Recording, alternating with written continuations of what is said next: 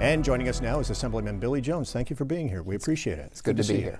The Parkland shootings have focused attention once again on school safety, and you hosted that roundtable we just saw about a week ago with teachers, school administrators, and law enforcement officers. Do they have concerns about security in our schools here in the North Country? Yes, I think what we heard coming out of the roundtable was a lot of concern. We know students are concerned about it, teachers are, administrators and parents, and law enforcement, and that's why it was great to get them all together and collaborate and come up with solutions on how we can make our schools safer. What did you hear from them? What was the message? Well, we heard a lot. You were there. It was a very passionate discussion at times, and that passion was a good thing because it shows that we are all concerned about this. Some of the things that came out of it were, as far as safety concerns, the school resource officer, I think everyone is in favor of that from what I got out of that. Most of the discussion centered around that, and also other safety measures that can be put in place. And the active shooter scenario. We saw how school districts were kind of all over the place on that. There was no uniform policy on that, and I think the state can do more to step in to get the most updated training on that as well. Some of the school districts there have school resource officers, a number didn't, but most do want them. They think it's a good idea. I would say coming out of that roundtable that most people in that room, and I really focused on the teachers during that discussion because I had heard there was maybe some hesitancy in getting a school resource officer, but from what I heard out of that, most people want the resource officer. We have seen in my district, Malone Central, how a school resource officer has helped out in situations, and they really like it. As long as that resource officer is the right fit with that facility and with those with the people and the faculty. They have to be engaged, they have to know what's going on, they have to have a good relationship with faculty and, more importantly, students. The school districts that don't have them, is it primarily funding? I would say it was funding. We'll talk about the one-house budget here and the budget coming up. Everything does come down to funding, unfortunately, but I don't think our safety should. And I think we should step up. New York State should step up and help these local districts come up with funding. The New York State Sheriff's Association has called for putting a school resource officer in every single school. The Senate is working in that direction with a number of bills. It seems the Assembly for now is focused more on strengthening gun laws, whereas the Senate took a number of steps, it looks like, to try to get grant money and come up with funding for school resource officers. Do you see any sort of an agreement there this year on coming up with funding to pay for these SROs? I would hope we could come to an agreement on it. I do believe in some of the approaches that the Senate has taken, and I also agree in some of the approaches the Assembly have taken. So I think we can collaborate and come up with a good, solid measures to come out of this and to make our schools safe. Because at the end of the day, you heard at the roundtable over and over and over again, we all want our schools to be safe for our children and to be a good, safe learning environment for our kids. You raised the question at the roundtable. There seemed to be a consensus against arming teachers. Most people there don't like that idea. You heard an argument on arming teachers from a concerned parent, and I think it was a good discussion. I think it was a fruitful discussion that came out of that. Most of the law enforcement were against that. Most of the teachers were against that. Students seemed to be against it. But I think it was an opportune time to bring it up to see how people felt on it and how the community felt. We also have to strike that balance, Tom. I mean, of still sustaining a nice, safe, nurturing learning environment and not have it too much of a prison or military complex scenario for our kids, because we want them to be in a learning environment and to do that. We don't want the anxiety, I should say, to creep in. But the most important thing is to keep our kids safe. They shouldn't have to worry. Our kids should always think about being safe, but they shouldn't have to worry about their safety in our schools. And along those lines, to pick up on that, there was quite a discussion about possibly having metal detectors in schools and whether that's something schools should move And we talked about toward. Point of entry as well. Narrowing down the points of entry. You saw discussion on how some of these smaller schools had various points of entry, maybe narrowing that down to one point of entry and kids coming in the morning and going out in the afternoon.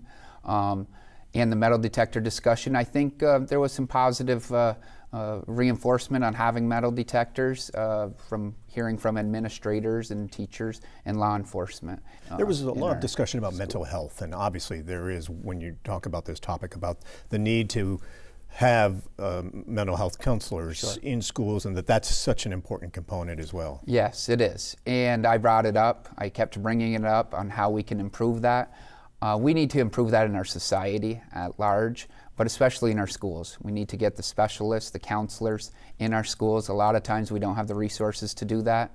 But I focused on the next step after that. We're just learning now that in the Parkland case, as far as back as 2 years ago, people wanted this guy institutionalized, and but they never followed through on it. We have to continue to follow through on some of these things and make sure that those threats are taken care of. But we have to have the resources to do that. And speaking of resources, I know a number of schools are frustrated that there are delays in the state releasing funding to assist schools with safety upgrades. Yes, it's a smart growth bond, the funding for that, and it's a top priority of mine to make sure we speed that process along as soon as we can, because we don't want school safety being compromised for bureaucratic steps that are taken in Albany. We need to get that funding out to those schools and to make sure they get the safety upgrades as far as cameras, swipe cards, anything they can do to upgrade their safety. And you heard that from the administrators. It's very frustrating for them, and we need to work on that. This is crunch time for you in Albany. The next few weeks is both the Assembly and the Senate to work out their budgets and then try to come to an agreement by the April 1st deadline.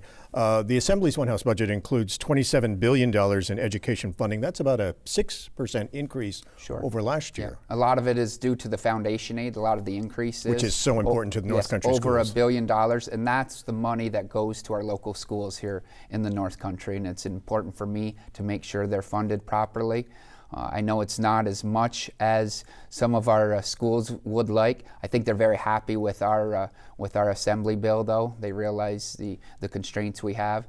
But the Assembly, I believe, puts forth a good practical education budget, and I think it'll help. I know it'll help our North Country schools. The Senate's not far behind, $26 billion, so that's certainly both houses much more than the governor was proposing in his budget. And hopefully we can keep that in during the negotiation. What else in the budget are priorities for you? Well, I think a few of the Article 7 language items that we were able to knock out, the pilot program that the governor has proposed for towns here in the Adirondacks, for forest preserve lands. That would change how the state pays property tax. Yes, and I believe, and many of us in upstate believe, and in the North Country, believe that we should keep it the same, the way it is now, to let the town assess it and be paid by the state on that. Milk prices are so low right now. We talk to farmers. What do you do for the farmers now? I mean, the farmers usually will see a cycle of a few years where prices dip down, but then they go back up, milk prices. That hasn't happened. Now they're in the fourth year of low prices, and many are really struggling. And yes, it's a federal issue, setting milk prices, but what can the state do? Well, the milk prices are pitiful, honestly. And we've seen that. It has a lot to do with the national markets, the global markets also. I know I was talking to one farmer, and he got paid $14.48 per hundred on his first paycheck of this month. That's what the price was 45 years ago. And it's unacceptable that we have that price amount. But there are certain steps the state can do. We can, right now, we're proposing doubling the tax credit that farmers receive on their employees. And there's also some talk on maybe doing a supplement or a subsidy with getting a per hundred price up there to at least where the farmers can actually break even. We're in discussions with that. Don't know how that's going to go. But this is a supply and demand issue, Tom. And right now, unfortunately, there's a glut of milk on the market. You mentioned some other states do have a safety net. If the price gets too low, they'll throw in a few dollars to help bring the price up to help the farmers get by. It's a subsidy. A subsidy. New York's looking at that, but probably not close to passing that. There is some talk on that. We're not really close on that. I know another Assembly member and myself have been in discussions about that, but you get into a touchy area, and then we can get into production control and other issues like that many farmers do not want. Right. The quota system that our neighbors to the north have, some farmers want, but then again, you're talking about government subsidies. So we're certainly discussing it, but what I can do and what's incumbent of me and many leaders in the area is to keep the discussion going. We need to keep the discussion going because it seems as though this comes up every 4 or 5 years. We have a big splash and then we forget about it. And we can't forget about it because agriculture, especially the dairy industry, is so important to the New York State economy and the North Country economy. Billy Jones, thanks a lot for taking the time to be with us. We Thank appreciate you. it. I appreciate it.